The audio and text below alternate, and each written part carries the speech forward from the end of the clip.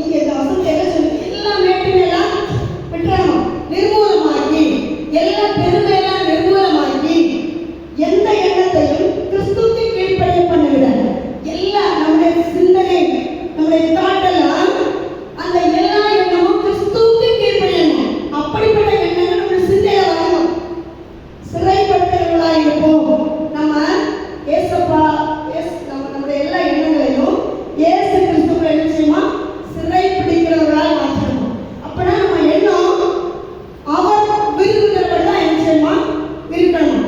அவரை விட்டு அந்த எண்ணம் என்ன செய்யக்கூடாது, வெளியே போகக்கூடாது. அதுதான் பவுல் சொல்றாரு, அந்த எண்ணங்களை கிறிஸ்துவுக்கு கீழ்ப்படி பண்ணி சிறைப்படுத்த வேண்டும். சிறைனா என்ன? இயேசு கிறிஸ்துவை விட்டு அவருடைய கற்பனைகளை கட்டளைகளை விட்டு நம்முடைய சிந்தை என்ன செய்யக்கூடாது, வெளியே போகக்கூடாது. அதுதான் எண்ணங்களை சிறைப்படுத்துகிற அனுபவம், கிறிஸ்துவுக்கு கீழ்ப்படிந்து சிறைப்படுத்துகிற அனுபவம். அந்த வசனம் உங்களுக்கு எப்படி புரியுது எனக்கு தெரியல. எனக்கு புரியுது, பட் நான் சொல்றது உங்களுக்கு புரியுதா எனக்கு புரியல, தெரியல. சரி, அப்போ முதலாவது ஆவிக்குரிய ஒழுங்கு, டிசிப்ளின், ஸ்பிரிச்சுவல் டிசிப்ளின் என்ன? எண்ணத்தில் இருக்கணும், சிந்தையில் இருக்கணும். நம்ம சிந்தை பரிசுத்தமாய் காணப்பட வேண்டும். நம்ம பரிசுத்தமானதை நினைச்சாதான் பரிசுத்தமானதை பேசும், பரிசுத்தமானதை செய்வோம். நம்முடைய சிந்தையை பரிசுத்த குறைச்சல் ஆகிவிட்டால் அதுக்கப்புறம் மீது எல்லாம் என்ன இருக்காது, பரிசுத்த குறைச்சலாம் இருக்க வாய்ப்பே இல்லை. அதனால வேதம் சொல்லுகிறது, உங்கள் எண்ணங்களை உங்களுடைய சிந்தைகளை நீங்கள் கிறிஸ்துவுக்கு கீழ்ப்படிய பண்ணி அவருக்கு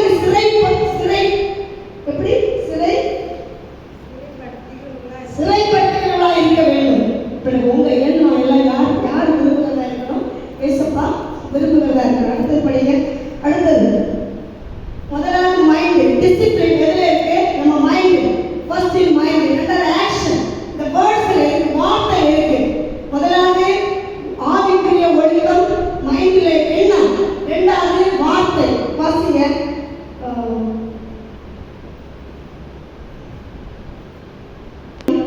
141:3. கர்த்தாவே, என் ஜெபத்தை கேளும், என் விண்ணப்பமும் செவிகொடும். உமது உண்மைப்படியும் உமது நீதிப்படியும் எனக்கு உத்தரவாதம் செய்யும். கர்த்தாவே, வாய் என்ன செய்யுங்க, காவல் வைங்க. யாக்கோபுல ஒரு வசனம் சொல்லிருக்காங்க, எடுக்கல. நாவு என்னன்னா ஃபயர், அது தீ. நான் சொல்ல எடுத்த வாசிங்க. யாக்கோபு 1:5 என்ன பண்ணுறீங்க, நாவை பற்றி சொல்லிட்டு நம்ம நாவு அது எப்படி தீ, அது ஃபயர். எடுத்த வாசிங்க, எழுதுங்க. சரி, இப்போ இந்த வார்த்தையில என்ன செய்யணும், ஒழுக்கமா இருக்க வேண்டும், பரிசுத்தமா இருக்கணும். நம்முடைய பேச்சுல, நம்முடைய வார்த்தையில, சொல் இதுல என்ன செய்யணும், பரிசுத்தமா இருக்கணும். நம்மளால இருக்க முடியல. சில நேரம் நமக்கு அதிகமா கோபம் வருது. கோபம் வந்து என்ன கேட்டீங்களா?